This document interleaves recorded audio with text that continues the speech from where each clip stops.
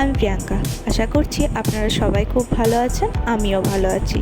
তো আজকে আপনাদেরকে একটা রেসিপি শেয়ার করব, চিকেন কারি। তো দেখো আমি কীরকম রাঁধি। প্রথমে পেঁয়াজ, টমেটো, লঙ্কা, রসুন নিয়ে নিলাম, মানে চপ করে নিলাম। তারপরে আলুটাও কেটে নিয়েছি। তারপর রসুনটা একটু থেঁতালে নিচ্ছি। এরপর হলুদ, জিরে, নুন, তেজপাতা, গোটা গরম মশলা এ সমস্ত দিয়ে এরপর কী মশলা দিয়েছিলাম সেটা একটু দেখে নিয়েছিলাম। এরপর তেলটা গরম হতে দিয়ে দিলাম। এর মধ্যে একটু লবণ আর একটুখানি হলুদ দিয়ে দিলাম, কালারটা যাতে ভালোভাবে আসে।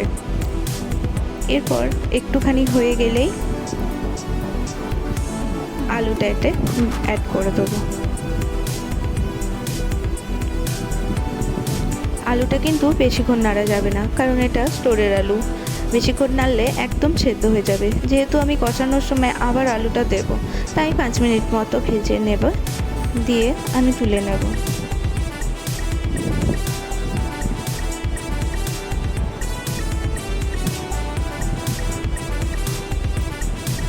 এই যে ভাজা হয়ে গেছে 5 মিনিট পর। তো এই দেখো, এরপর আমি তুলে নিয়েছি। এরপর ওই যে নুন হলুদের তেলটা ছিল না, ওটাতেই আমি চিকেনটা দিয়ে দিয়েছি 10 মিনিটের মতো ভাজার জন্য।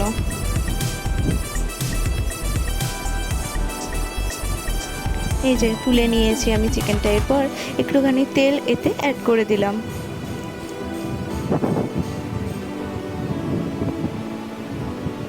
এই যে চিকেনটা ভাজিয়ে রেখেছি, এটাই দেখাচ্ছিলাম।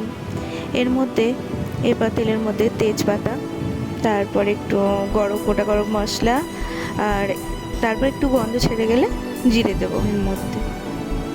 তারপর একটু ভাজা ভাজা হয়ে গেলেই পেঁয়াজটা দিয়ে দিলাম। তারপর পেঁয়াজের মধ্যে একটু নুনও দিয়েছিলাম যাতে ভালোভাবে সেদ্ধ হয়ে যায়। তো এদিকে ওই যে ভাজা চিকেনটা ওটা ম্যারিনেট করব। কাশ্মীরি মির্চ, ধনে গুঁড়ি আর জিরে গুঁড়ি আর গরম মশলা, আর উপরে একটু নুন দিয়েছিলাম। যেহেতু তেলে নুন আর হলুদ দিয়েছিলাম তাই বেশি নুন দিইনি।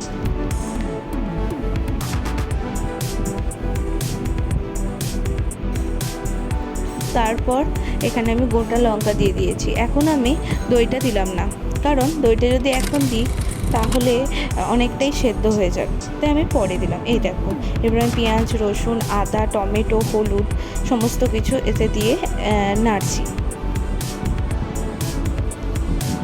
এই যে হলুদ দিচ্ছিলাম। এরপরে এই ম্যারিনেট করা চিকেনটা দিয়ে দেবো। তারপর একবার নেড়ে নিয়ে আলুটাতে দিয়ে দেবো।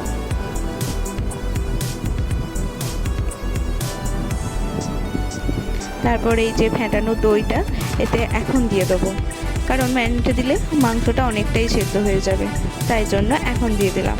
তারপর খানিকক্ষণ কষে নিলাম।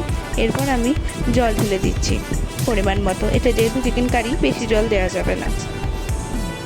তারপর একটু ফুটে এলে এতে আমি মিট মশলা দিয়ে দিলাম।